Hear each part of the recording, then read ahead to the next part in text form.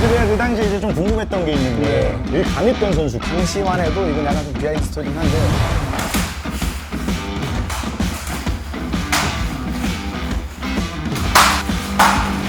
그 스텝을 이용한 카운터 펀치 같은 것 좀 전수해 줄 수 있어요. 야, 여러분 이거 진짜 명강입니다, 명강이.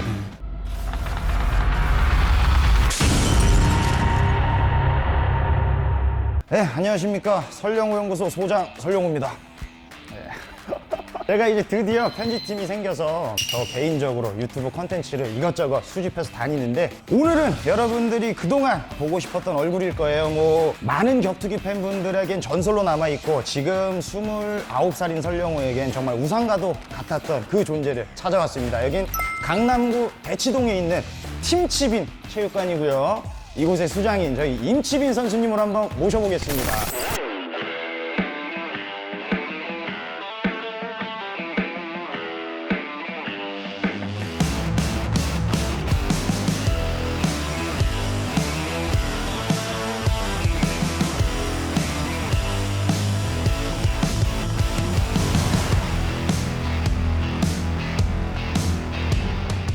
안녕하세요. 네, 임치빈입니다. 만나서 반갑습니다. 지금 현재 근황 좀 말씀해 주세요. 우리 팬분들이 되게 궁금할 것 지금 같은데. 네, 제가 사실 이런 뭐 미디어나 이런 데 노출을 잘 안 하고 있고 예, 맞아요. 네, 대치동에서 묵묵하게 지금 체육관 운영하고 있고 네, 그러고 있습니다. 네, 네. 사실은 제가 14살 때 무에타이를 처음 시작했을 때 그때는 체육관 들어갈 때 포스터 막 붙어 있고 그랬었잖아요. 그렇죠. 모든 체육관이 다. 그 당시 이제 최고의 전성기셨던 것 같아요. 네, 맞아요. 그때 K1 맥스 시절인데 뭐 진짜 제가 기억하기로는 알버트 크라우스, 마사토. 그렇죠. 뭐 이름만 들어도 다 알 법한 그렇죠, 그렇죠. 걸출한 선수들이 다 예. 나왔던 경기였고 대한민국에서 또 경기도 많이 했었고 네, 팬분들이 또 그만큼 많이 또 사랑도 해주셨고 근데 제가 그 당시에 이제 좀 궁금했던 게 있는데 네. 당시에 시합하시면서 선수님 만나기엔 제일 강했던 선수 기억나시는 분 있나요? 꼬집어서 얘기하려니까 좀 힘들긴 한데 네네네.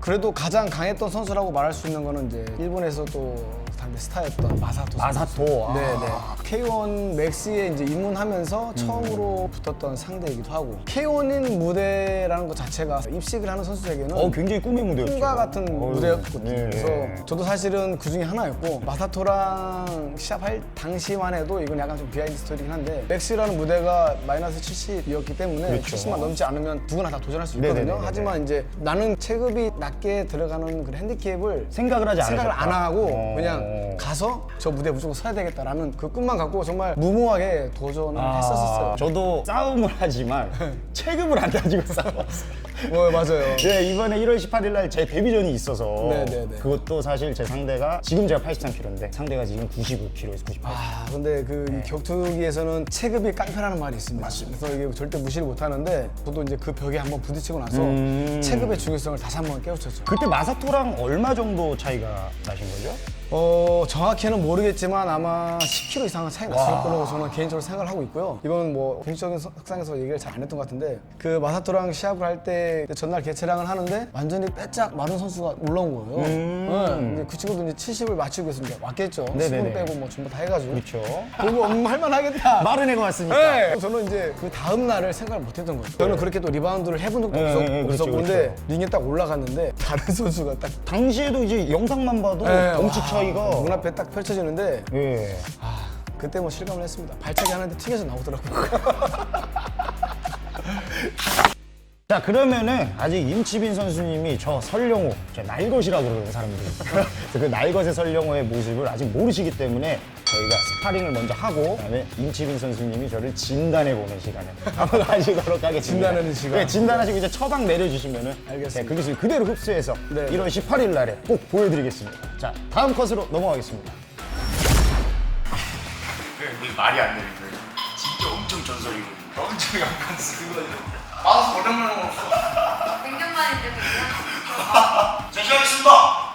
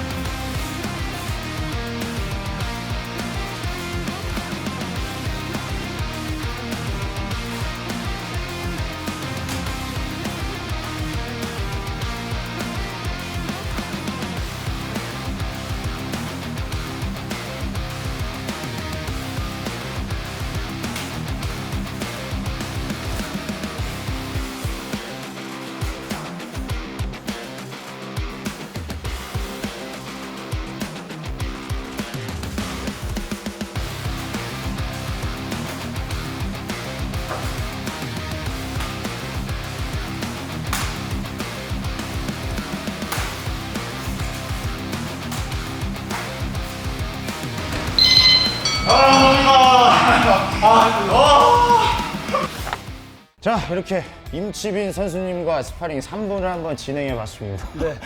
아이고 어떠셨어요? 너무 오랜만에 그 선수와의 스파링이어가지고 매운맛이 아직도 가라앉지가 않네. 제가 좀 어떤 거 되게 투박하죠, 그냥 뭐 할 때. 일단은 뭐 이 스파링 내용이 본인의 원래 스타일이지. 예, 원래 스타일이에요. 원래 스타일이죠. 예, 원래. 근데 이제 여기서 MMA가 가미되면은 앞손 싸움하면서 뒷목을 꼭 잡아요. 치고 이제 거기서 막 하는 스타일인데 입식 타격가분들이랑 그래서 스파링 할 때 되게 많이 맞아요. 이게 잡질 못하니까. 그렇지. 일단 본인은 약간 어떤 상대에 따라서 상황에 따라서 좀 바뀔 것 같긴 했는데 예. 어쨌건 내가 데미지가 가지 않고 상대한테 데미지를 주는 전략으로 가야지만이 오래 살아남을 수 그렇죠. 있고. 안 맞고 때리는 거.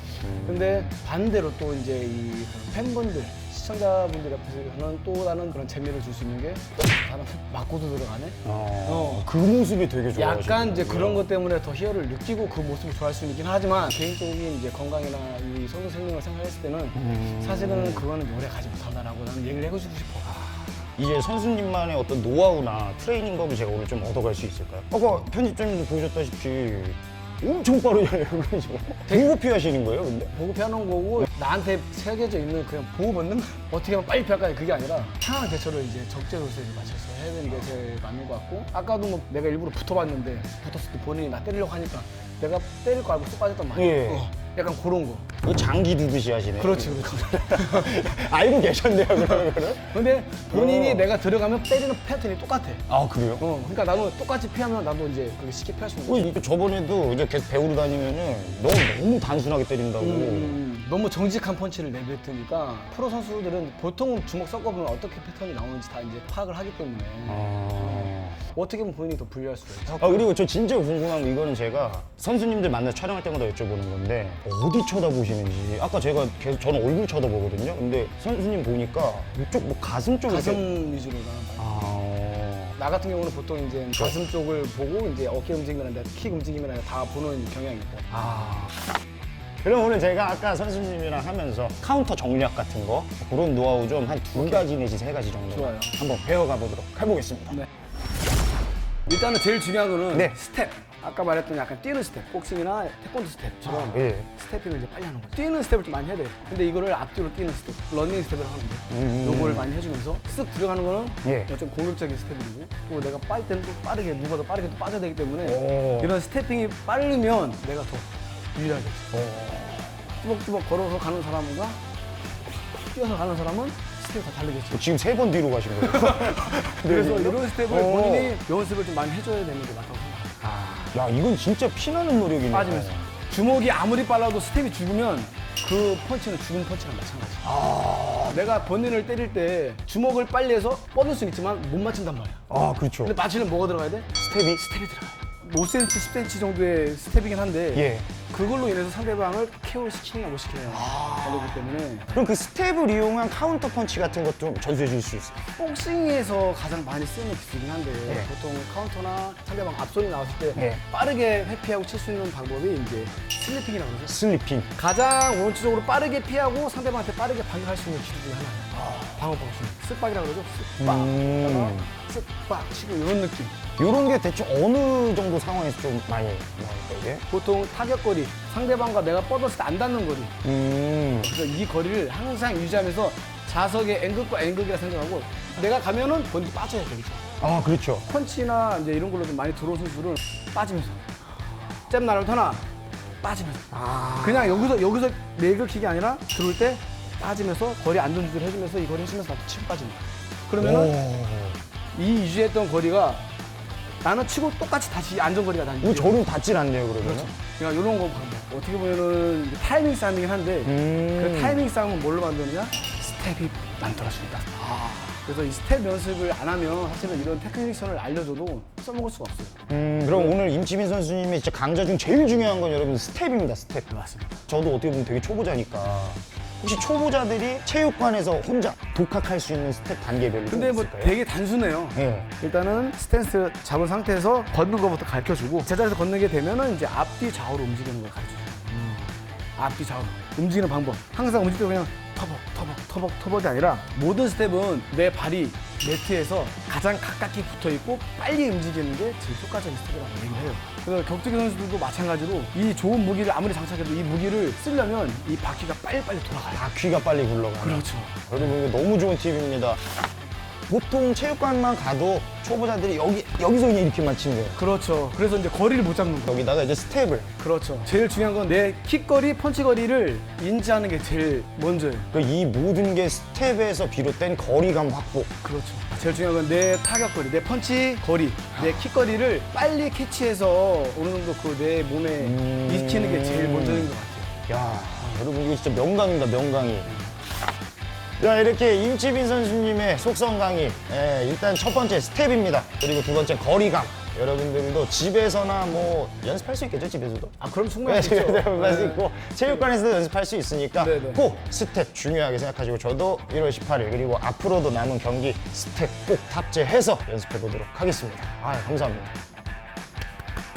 수고하셨습니다. 네, 감사합니다.